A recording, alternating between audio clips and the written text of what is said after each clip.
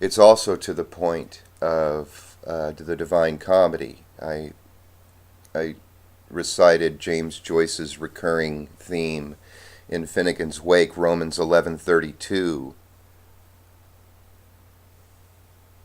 or was it in Ulysses? Hell, I can't remember now. But Romans 11:32 says, God consigned the world to disobedience that all may have its mercy. And I elaborated that on with Dave, and I said, I'm elaborating this. It's God so loved the world that he consigned it to disobedience that all may have their mercy. We're all screwed up. We all have issues that we all have to contend with. And it's a divine comedy. And we have to depersonalize. We have to take it less personally. Step back and observe it. And this is what the artist does. This is what the song is talking about. All the great characters in life are in Desolation Row.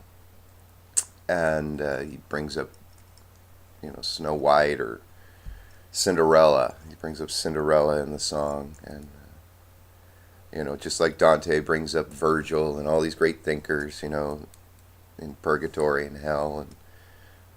And I think Virgil was the guide, but anyway, through the realms, the hell realms. I was trying to show to Dave that, I want to write a romantic comedy, but we get caught up in these roles that we play. The rich get caught up in what they're doing. The poor get caught up in what they're doing. I think this is partly what the art of Martin Luther King Jr. was trying to show people. However, his deep faith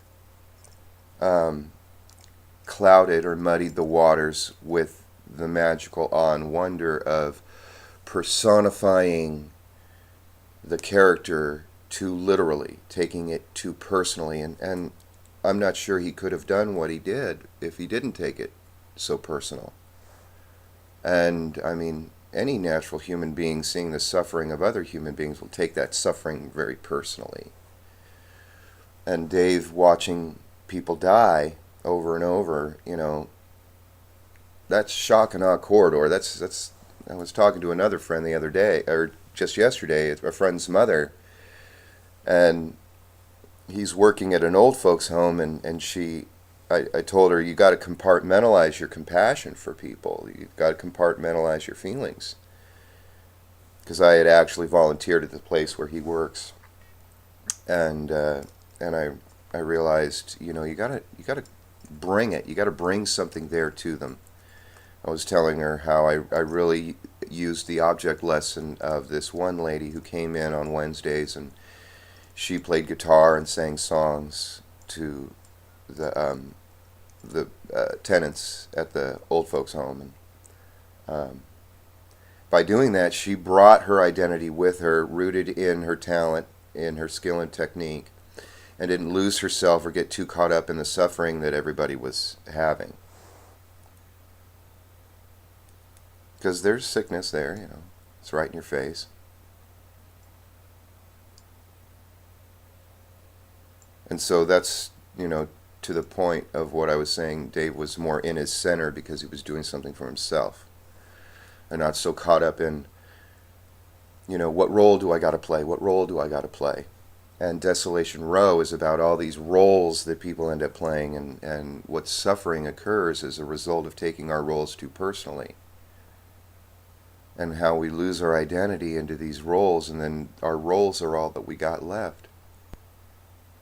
And we may not have the courage to step back out of them and observe them.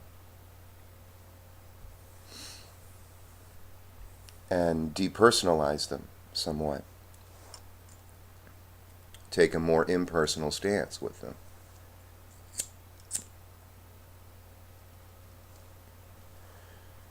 Campbell is the one that I first ran across this personal and impersonal God idea.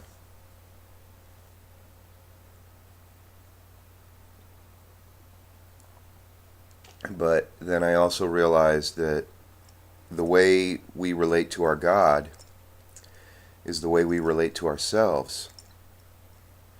It's a good old time object lesson. And if we take it too personally, then we get too caught up in the roles that we play. We overinvest our identity in these roles.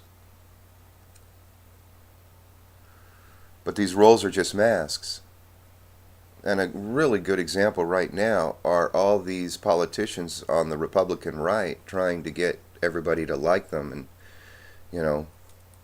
you get caught up in the campaign trail. It's its own beast.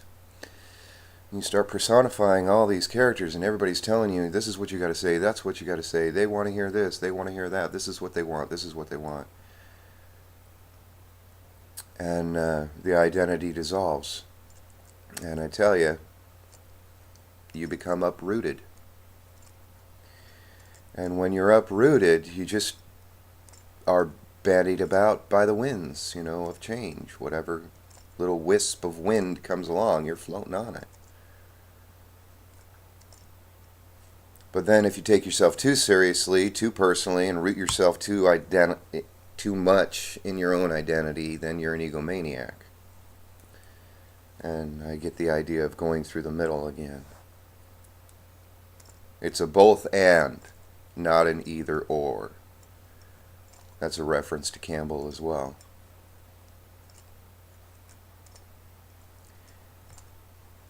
But I've been talking to Dave about the feminine and the masculine to try and give him a view of this.